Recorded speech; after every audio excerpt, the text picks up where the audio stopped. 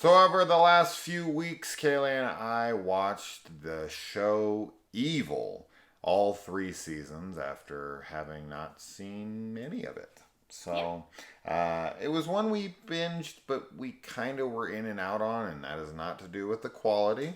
It just had to do with Life. life, We got and busy. we got real busy with October and our Oh my marriage god. and Yes. travel and kids Yeah, and so work we and the list goes Evil on and was on. our show that we put on like at the end of the night and we would watch like a couple episodes before going to bed. Yeah. But then yeah, other things would kind of get in the way of that. So, what is Evil about? Evil is about a man named David who works for the Catholic Church, and he is sent in to investigate miracles or demon possessions or stigmatas or anything that the Catholic Church would need to investigate to see its authenticity. He hires on two skeptics to be more of the logical brains in the room versus his more faith driven beliefs. And he first hires a technician, like a master of electronics named Ben. And then he brings on to his team Kristen. And Kristen is a psychologist and an expert witness who goes into courtrooms to assess, different mental conditions and whatnot. So he goes in and he enlists her help, and essentially this plays out kind of like X Files, if Mulder worked for the Catholic Church and Yes. not the FBI, and Kristen is kind of still Scully. Yes. And then Ben is just kind of like a third party who Oh, just kind of man. comes in, but he's wonderful. So wonderful. Overall, the show is fabulous. Yes.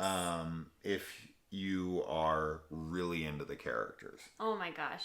For us, we were obsessed. We were like really drawn in.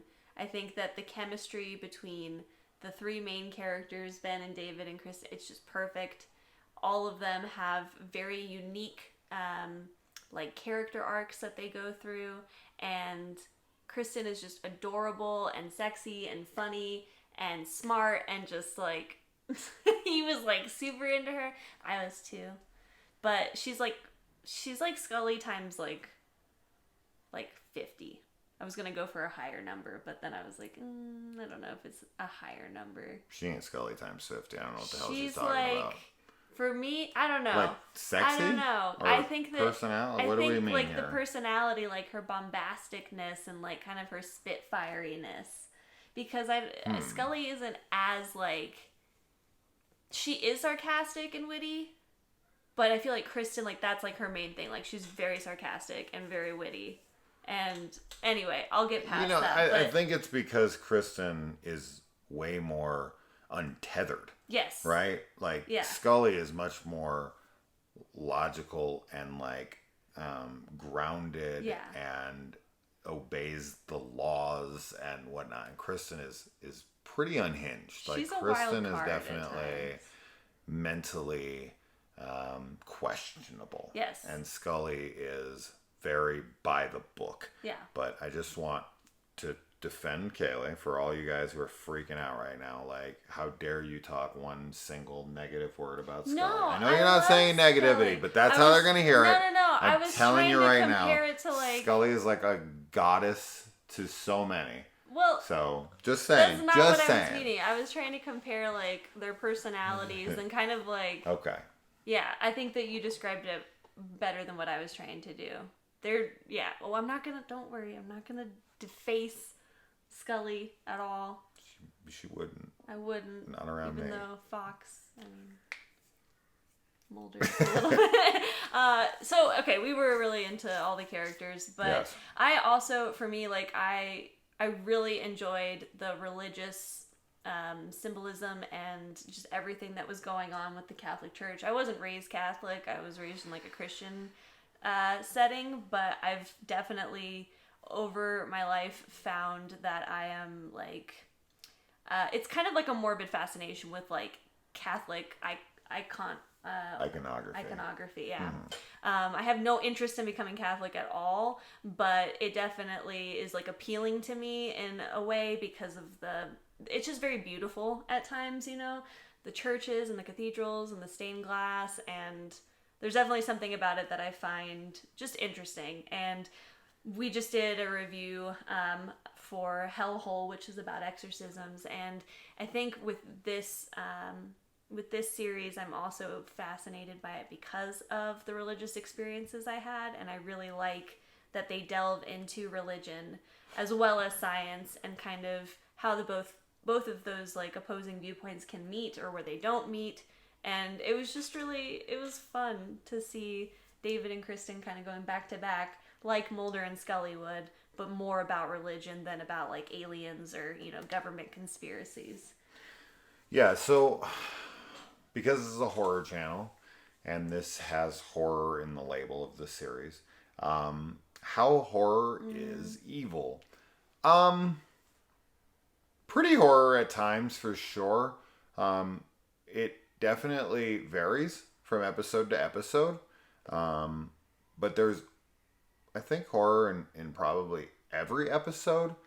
That being said, a good amount of the horror has levity to it, especially with the demons that we do see within the film. Ones that are attaching themselves to Kristen, or one that works at an office, or like that kind of stuff, where it is kind of played a little bit more tongue-in-cheek in ways.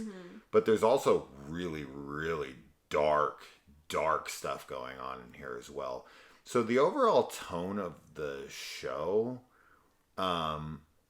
it is kind of up and down when it comes to the levity of the show, like, which is good, and I don't find that the show's ever overbalanced one way or the other too much.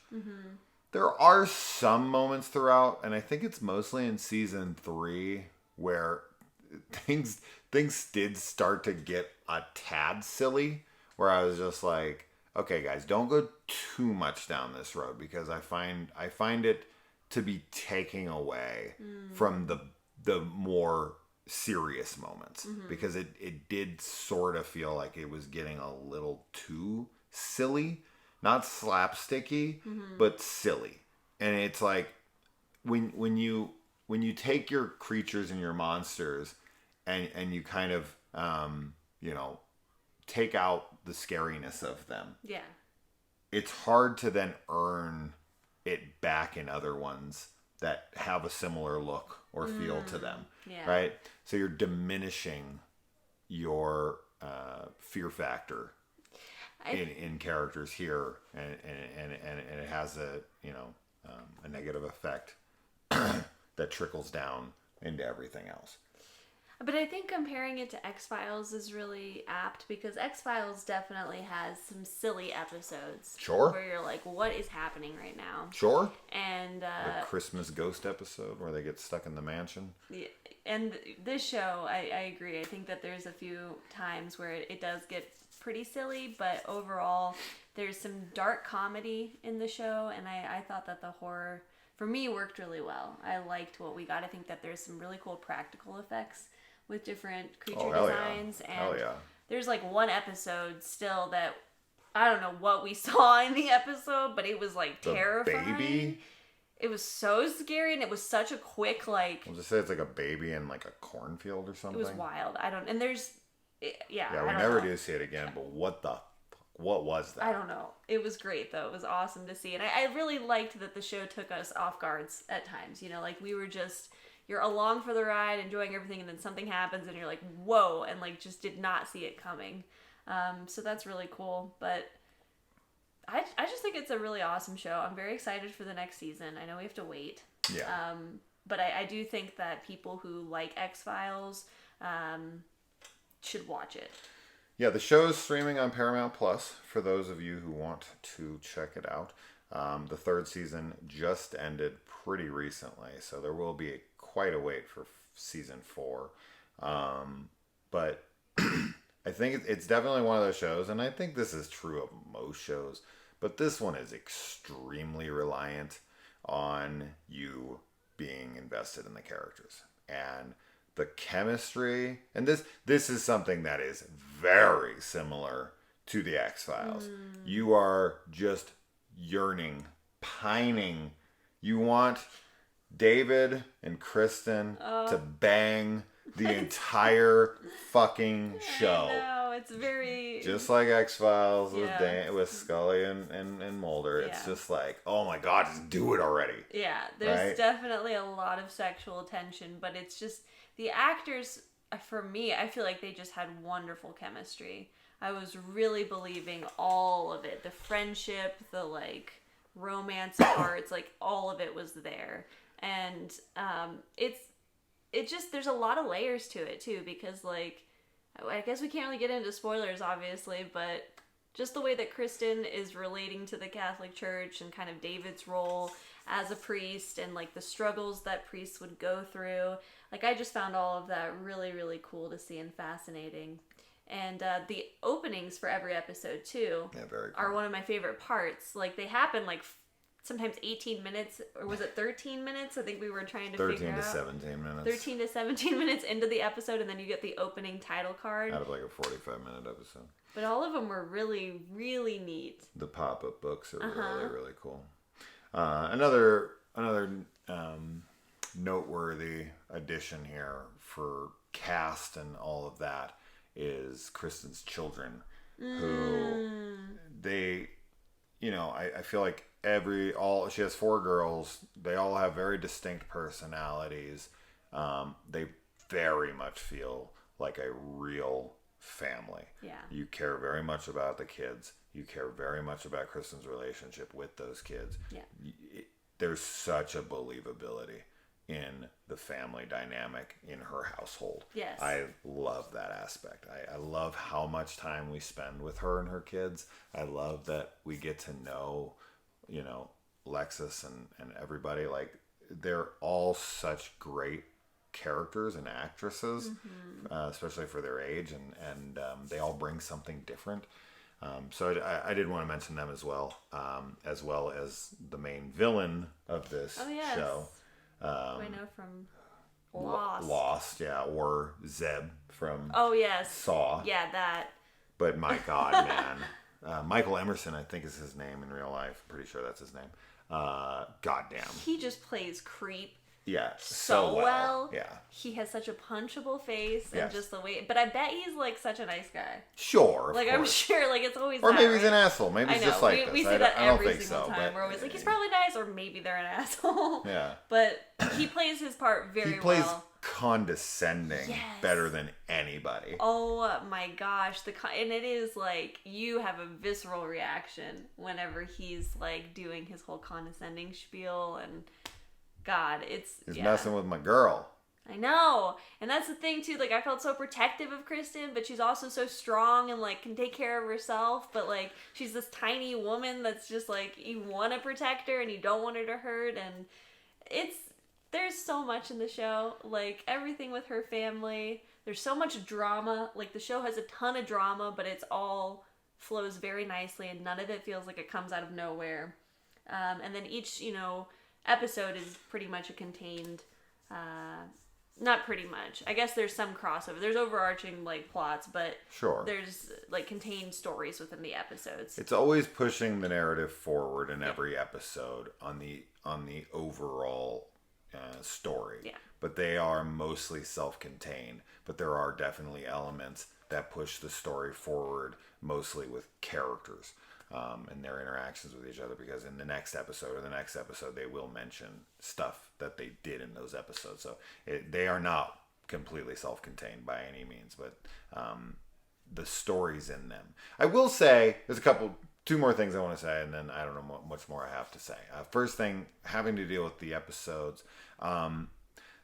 One thing this show does that's very interesting to me, and I did find it a tad anticlimactic, is just that. It is a lot of the times how anticlimactic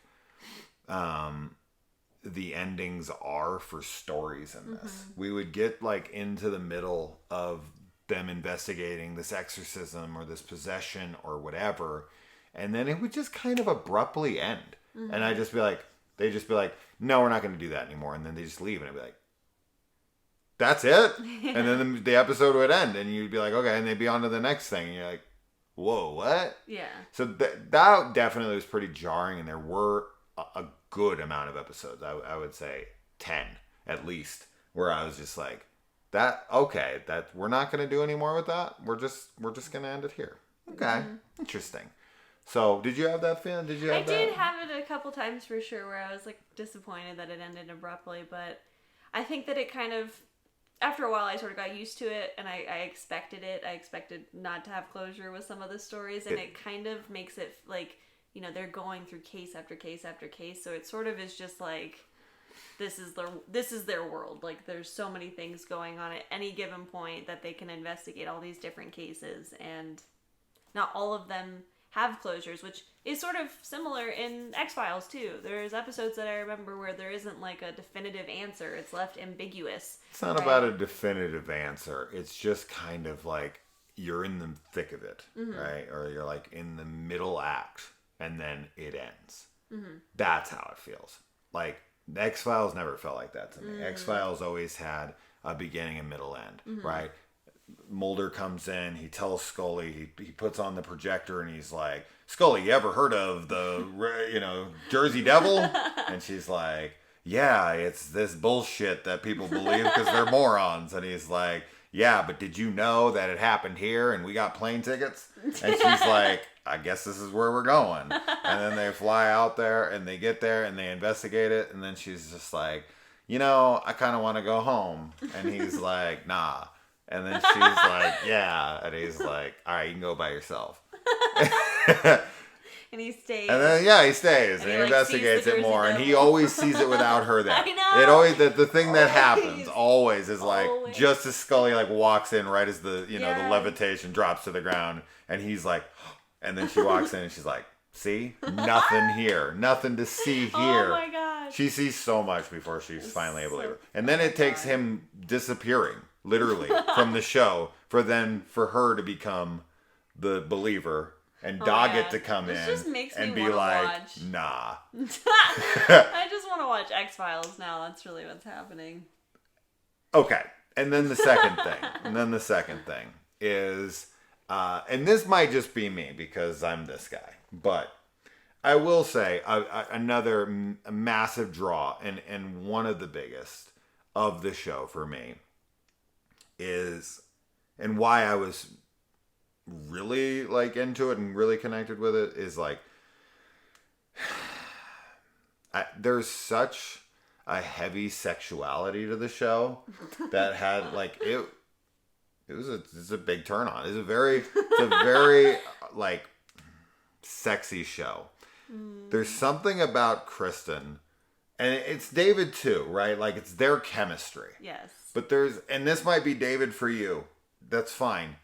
There's something about Kristen in this show that just turns you on. Like, the whole time you're watching the show, I don't know what it is, but I was like, just so into that. I could just watch her do literally anything in the show. And it's her character. It's how this actress presents the character. She's just so sexy and so alluring and so smart and sophisticated and like rebellious and uneven tempered. She's just a very like modern woman, and like going to face with the Catholic Church, like she is all the things that women like aspire to be when they're pushing back against like, the church. Yes. Right? She's smart, educated, sexy, like in charge of her sexuality too, and not perfect. Like, she is a very flawed character. As you said, there's a lot of like really questionable stuff with her. Yes. But she still manages to be very endearing throughout it all. And David is also very, very attractive, and I was definitely attracted to him, but he's like more like, I know I was saying I wanted to protect Kristen, but really I wanted to protect David. Because he felt like he was such a big teddy bear. Yeah. And I just felt bad for him for a lot of the show. Even though he has a very troubled past. Yeah. But he's like, he's a priest, right? He's trying to reform himself, and he's really trying to be a better person. And I definitely felt a lot of sympathy for him in that sense, because, like, the things that he's battling, it sucks, because it's like one of those things that you can't talk about as easily, and people definitely don't take seriously, and they think that you're just, whatever, right? Like a man. And so I had a lot of sympathy for him, but Kristen is like, I agree. I think that it is a sexy show, but not, like, there's not a lot of sex, which is funny. No. Like, there is. No. But that's not it. It's always hinting at the desire for sex. Which it makes total sense, though, because it's about Catholicism, and, like, one of the things sexual repression. Exactly. So to have that incorporated into the show, I think, is really genius. And there's just a lot. And also, the last thing I'll say is that I have, in my mind, made the association with this show and the band Ghost, because I started listening to Ghost right about when we started watching the show. And Ghost is very religious sounding, there's a lot of religious iconography in it. And so I made the connection, and that's all. That's what I wanted to say. I just wanted to say that in case anybody wants to listen to the band Ghost, and you should. My last thing I will say is we talked a lot about this, we talked a lot about that, but what we have not talked about is just how awesome and fucking hilarious Ben is. Oh my god, I know. Ben was hilarious. He's such a cool guy. So me. He's like the person you would hang out with. 1,000%. Yeah, he is very you. He says all the shit I'd be saying. 100,000%. Like, Ben is who I am at the salon when people talk to me about dumb shit. So skeptical and so much of a smartass, but in such a funny way. It was great. He's so good. And there's also a few things with him that made me really sad. Like, really sad. He's got some stuff going on in this show that you're like, and there's also some really weird shit that's going on with him. There's some really weird like, shit what? in this show, period. Oh, the girlfriend? Yeah. They just kind of like dropped that. I know. That's another example of something that kind of happened and then it went away. It's ongoing, so maybe these things will get pulled out, later seasons. I think it's possible. Maybe. Yeah. I think I could talk much more about the show, because there's a lot, but... Sure. I mean, yeah, what are we going to do? We could sit here and talk for hours. There's so many characters. About every episode and everything. Yeah. We're not going to do that. And spoilers, what's the point? I mean, I'm going to talk about spoilers of, like, one episode or something. Like, no. It's not... There's no point. No. Watch it. This review is for people to watch it for sure, but it's also for people who like the show. And, we can talk about the actual specifics of the show and the episodes in the comments for sure. But for now, this is just a spoiler-free, like, praise Kristen video. Is sexy. Moving on. No, it's great. It's great. It has its flaws, like all the characters. Mm-hmm. But at the end of the day, much like the characters, the show is extremely likable. Mm-hmm. But I think that if you're not liking the characters, then you're not going to like the show, right? But that's you get a pretty typical. Yeah. I don't know any show that's not true on. What show is it? Like, I hate these characters, but man, I like this show. I don't know. I don't know any of that. Yeah. Unless, I guess you could say that, right? Like with Breaking Bad. Like, they're all despicable people, and you're like, I fucking hate all these people, but this show's great. But you like the acting, though, and you like, so there's that. But with this one, because it's like their personalities... You're rooting for these people for sure. So, yes. And there's definitely shows where you're not rooting for people, but you still like the show. Yeah, exactly. So I guess I answered my own question. You did answer your own question. Whatever. Anyway, guys, that's that. Watch it. Yeah. Let us know. And subscribe. Yeah. And all the stuff in the description. Mm-hmm. Patreon for the watch party. Hostel 2. Hostel 2. And Friday next week. Yep. And this week we're actually watching Nightmare on Elm Street 2, Freddy's Revenge, but that one's for all y'all. Yeah. You don't gotta pay us nada. Nah. But you can if you want. Alright, guys.